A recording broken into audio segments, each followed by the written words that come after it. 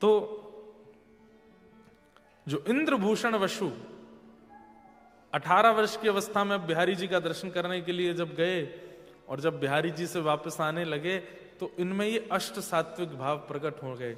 अष्ट सात्विक भाव मतलब स्तब्ध हो गए, जड़वत, यहां से अश्रुपात होने लगे, शरीर कंपायमान होने लगा, प्रश्वेत के बिंदु गिरने लगे।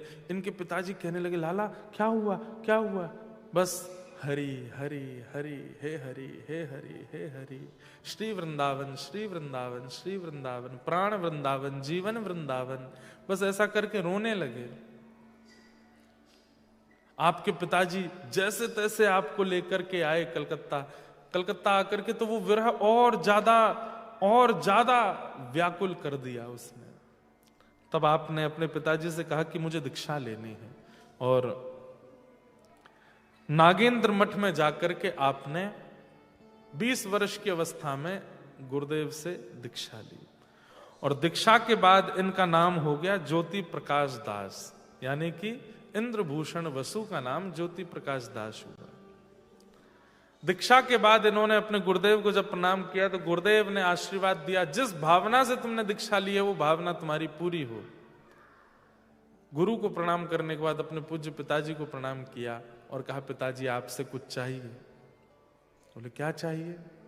बोले वचन दीजिए जो मांगूंगा तुम मना नहीं करोगे। बोले नहीं करूंगा, तुम मांगना। बोले मैं अब संसार से विरक्त होकर वृंदावन में रहना चाहता हूं और श्री प्रिया प्रियतम की नित्य भक्ति करना चाहता हूं, आप कृपा करके मना नहीं कीजिए, मुझे आज्ञा दे दीजिए। इनके पिताजी ने स्वीकार किया और स्वीकार करके इनको वृंदावन जाने की आज्ञा दी। वृंदावन आकर के इंद्रभूषण वसु जी रहने लगे। 2-3 वर्ष तक वृंदावन में रहे। बिहारी जी मंदिर जाते थे, जाकर के बिहारी जी का नित्य दर्शन करते थे। चलते फिरते लोग जो बता देते थे वो भाव धारण करते थे, लेकिन ठाकुर जी का अनुभव इनको नहीं हुआ। एक दिन इनके मन में आया, मैं वृंदावन में हूं, यहां तो ठाकुर जी रास करते हैं, ठाकुर जी के घर जाना चाहिए। घर कहां है? बोले गांव। बोले गांव कौन सा? बोले नंदगांव। नंदगांव चलो। तो नंदगांव गए।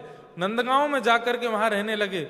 नित्य ठाकुर जी की आराधना, रोज ढूंढना, कभी वन में जाते, कभी वृक्षों पर चढ़ करके, कभी सरोवर तालाब पोखर सब में ढूंढते, कहीं ठाकुर जी मुझे मिल जाएं।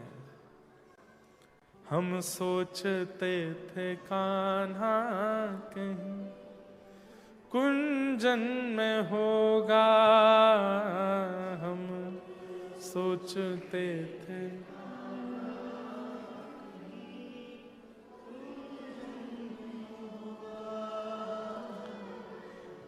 अभी तो मिलन का हमने सुख नहीं भोगा, हाँ अभी तो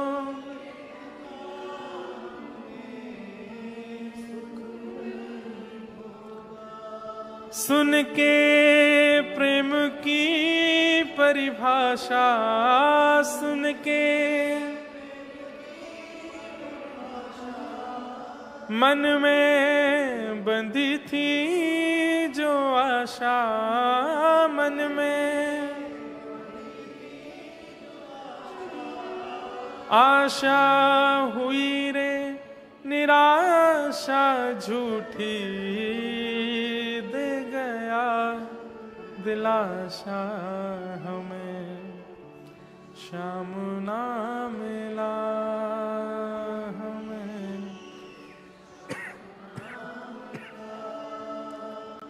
हमें श्याम ना मिला, हमें श्याम ना। हे सुने राधिका दुलारी, सुने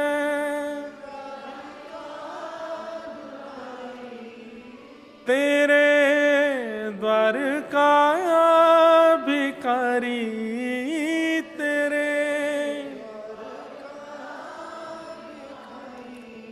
तेरे श्याम का पुजारी, पीड़ा है हमारी हमारी हमें श्याम ना मिला, हमें श्याम ना मिला, हमें श्याम ना मिला, हमें।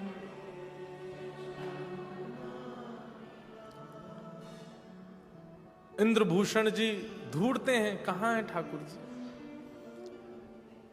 गाय चढ़ती हुई जाती हैं तो पीछे पीछे दौड़ते हैं, ग्वारियाओं को पकड़ लेते हैं, बोले आप बता दीजिए ना श्याम सुंदर कहां। बोले हमें क्या पता कहां है। बोले तुम भैया सबरे गैया चराओ, तुमको पता होती होगी ग्वारिया कन्हैया कहां को गयो है।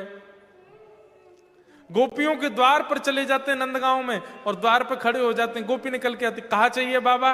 बोले कछुना चाहिए। कन्हैया तुम्हारे घर माखन चुराए हुए आमे नेक बताए दो कहां है। अरे बाबा बावड़ो होगो दिखे, ये 1922 चल लो है। ठाकुर जी तो माखन चोरी द्वापर युग में क्यों करते, ये तो कलयुग चल लो है। अरे तुम सब मुंह मिलवानो नए चाहो या हमारे मुंह को नए बता रहे हो। सब जगह ढूंढते, इतनी व्याकुलता चित्त में होने लगी कि आप अनशन पर बैठ गए और अन्न जल त्याग करके बैठ गए। बोले ठाकुर जी या तो मुंह को मिलो, नहीं तो मैं अपने प्राण त्याग दूंगा। 1 दिन 2 दिन 3 दिन जब बीत गए, तब एक दिन स्वप्न आदेश हुआ और बस एक स्वर सुनाई दिया। बोले क्या, नंदगांव से उत्तर की ओर जाओ, नंदगांव से उत्तर की ओर जाओ, नंदगांव से उत्तर की ओर जाओ।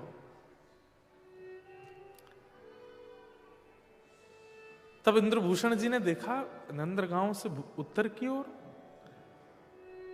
क्या है, और जैसे नंदगांव से उत्तर की ओर देखा तो उत्तर में ही श्री बरसाना धाम है।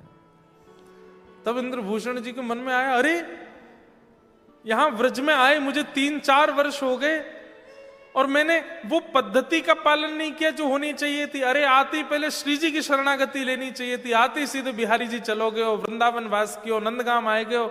अरे मैंने किशोरी जी के चरण तो पकड़े ही नहीं। दंडवती करते हुए बरसाना गए और प्रत्येक सीढ़ी को प्रणाम करते हुए श्री जी के भवन में ऊपर दर्शन करने के लिए गए। किशोरी जी के सामने बैठ करके खूब बोले, हे प्रियाजू मुझको क्षमा करो, मैंने आपको भजन नहीं किया, आपको स्तवन, आपके दर्शन नहीं किए। बंधुओं, एक मुझसे किसी ने एक बात कही थी कि महाराज जी आप कहते हैं हे सुन राधिका दुलारी हमें श्याम ना मिला, सब किशोरी जी से ठाकुर जी को ही क्यों मांगते हैं? कभी हमने ऐसा भाव या ऐसी बात क्यों नहीं सुनी कि हम ठाकुर जी से कहें कि आप भले ही मत मिलो, हमें श्री जी से मिलाओ, हमें किशोरी जी से मिलाओ। सत्य बात तो आप लोगों को सुनकर के चौंक जाएंगे। किशोरी जी मिलती ही कृष्ण विरह करने वालों को है, और इस बात का प्रमाण श्रीमद् भागवत की कथा है। गोपियां जब कृष्ण विरह में गोपी गीत गाने को आतुर हुई हैं, व्याकुल हो गई हैं, अष्ट सात्विक स्थिति प्रकट हो गई है, तो भागवत जी कहती हैं कि यमुना पुलिन पर किशोरी जी उन्हें प्राप्त हुए हैं। किशोरी जी को प्राप्त करने का साधन क्या है? कृष्ण विरह। कृष्ण विरह से किशोरी जी मिलती हैं, क्योंकि कृष्ण विरह में जब संभाल नहीं पाता व्यक्ति स्वयं को, तब श्री जी ही आती हैं उसको संभालने के लिए। और कोई साधन ही नहीं है किशोरी जी को प्राप्त करने का, एक ही साधन है, क्या? कृष्ण विरह। आज इंद्रभूषण जी को बरसाना की प्राप्ति, रात भर रोते रहे द्वार पर बैठे बैठे। तभी द्वार पर एक छोटी सी लाली आई और आकर के एक थाल हाथ में लेकर के बोली, बाबा 5 दिनाते भूखो बैठो, ले जल्दी ले प्रसाद पा, श्री जी को प्रसाद है। तो आपने कही, नहीं लाली मैं नहीं पाऊंगा, मैंने नियम लिया है, जब तक ये प्रिया प्रियतम युगल नहीं मिलेंगे तब तक मैं भोजन ग्रहण नहीं करूंगा। अरे बाबा मना नायक क्यों करें, ये तो श्री जी को प्रसाद है, या को तुरंत लेना चाहिए, जल्दी ले बाबा। बाबा उस लाली की ओर देखते रहे, मना नहीं कर पाए, थाल ले लिया, थाल का प्रसाद लिया, मंगला के दर्शन खुले। जैसे ही बाबा भीतर गए, भीतर जाकर के जैसे ही पुनः मंगला के दर्शन किए, तो जिस आभूषण और जिस वस्त्र में वो बालिका बाहर आई थी, वही वस्त्र भीतर श्री जी ने धारण किए हुए। आप तो बस बेचैन हो रहे थे, ये किससे कहूं, किसको बताऊं।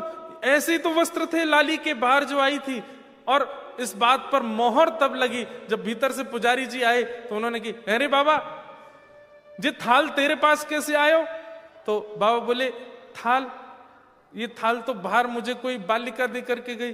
बोले, अरे ऐसा कैसे हो सके, ये तो श्री जी को निज थाल है, ये तो मंदिर के भीतर को था, तेरे पास बाहर कहां से आएगो, जल्दी लाया कुदय मोकू। वो थाल लेकर के जब वो भीतर जाने लगे, तब वो स्पष्ट समझ गए। बोले कि वो बाहर लाली नहीं, वो तो किशोरी जी आई थी। आप इतने रोए, इतने रोए। और तब किशोरी जी से कहा कि हे श्यामा जी, कृपा करो, मेरो जन्म क्यों भयो है?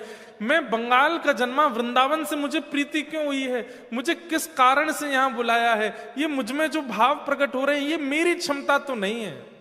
मेरे परिवार में भी किसी ने इतना भजन नहीं किया। ये मुझ में ऐसे गुण लक्षण क्यों आ रहे हैं? क्यों मैं इतना बेचैन आपसे मिलने के लिए हो रहा हूं? क्या बात है, स्पष्ट करो। तब किशोरी जी ने स्वप्नाज्ञा करके कहा, अरे फूल सखी, और उनका नाम फूल सखी हो गया।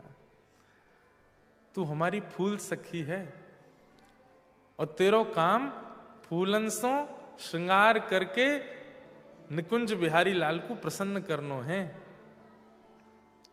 चल जा, अब इन फूलन की सेवा से आनंद कर। यही प्रसिद्ध फूल बाबा हुए ब्रजमंडल के। फिर अब ये फूलन की सेवा से कैसे श्री प्रिया प्रियतम को रिझाते हैं, कैसे ये फूल बाबा बने। इनका नाम एक फूल चोर बाबा भी था। यही इंद्रभूषण जी फूल सखी के रूप में वृंदावन में विराजे। किशोरी जी ने इन पर कृपा की।